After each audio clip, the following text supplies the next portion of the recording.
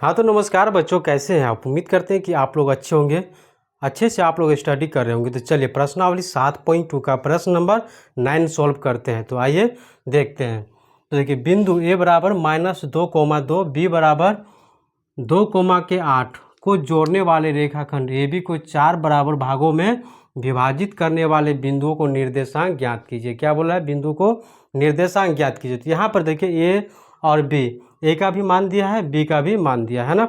यहाँ तक तो समझ में आ गया। अब चलिए, बोल रहा है कि 4 बराबर भागों में बांटता है ना। तो पी क्यू आर 4 भाग हो गया। यहाँ पर देखिए, आप बोल रहे देखिए 1 2 3 है ना, 1 2 3 तो कितना आ जाएगा 3m1 और 1 2 तो m2 कितना आ जाएगा 1 है ना। तो एक बिंदु पे m2 1 आ गया और तीसरा बिंदु पे m2 कितना आ गया, m2 जो आ गया 1 और m1 जो आ गया 3। तो यहाँ से देखिए, बिंदु P Q R comma A B को 4 बराबर भागों में बांटता है। तो q का निर्देशांक निकालेंगे, तो x बराबर x1 प्लस में x2 बटे में 2।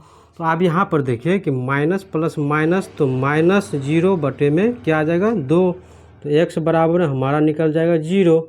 अब क्या निकालना है? y का निर्देशांक निकालना है। सॉरी, अब p का निर्देशांक निकल गया। आप किसका निकालेंगे? अब निकालेंगे निर्देशांक, आप किसका निकालेंगे? q का तो x बराबर निकला, सॉरी q का x बराबर निकला। अब y बराबर निकालते हैं। चलिए, अब y बराबर, तो y बराबर क्या होगा? y1 प्लस के y2, y1 प्लस के y2 होगा बटे में कितना आ जाएगा 2। तो ये हमारा देखिए, तो y1 कितना है 2 और y2 8। तो 2 8 कितना आ जाएगा 2 प्लस में 8 बटे में 2। तो y बराबर हमारा निकल के आ गया 8 और 2 10 बटे में 2। तो y बराबर कितना निकल के आ गया 5 है ना, 5। इसको काट दीजिए 5 में बांटते हुए। तो y बराबर हमारा कितना निकल के आ गया 5। अब यहाँ पर देखिए,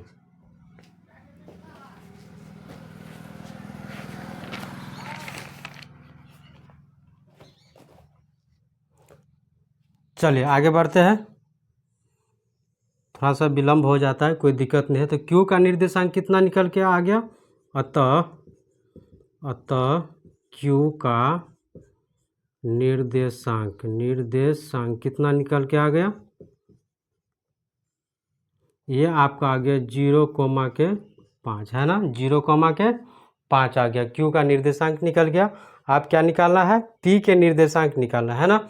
अब निकालना है p का निर्देशांक। चलिए, तो p का निर्देशांक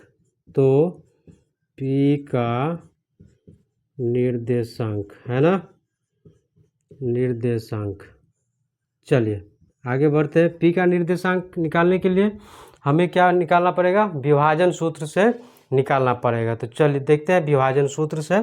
तो आइए, तो विभाजन सूत्र क्या होता है? m1x2 प्लस में m2 और x1 बटे में कितना आ जाएगा m1 प्लस में m2। इसका क्या आ जाएगा? कॉमा है ना, कोष्ट आ जाएगा कॉमा। अब यहाँ पर आ जाइए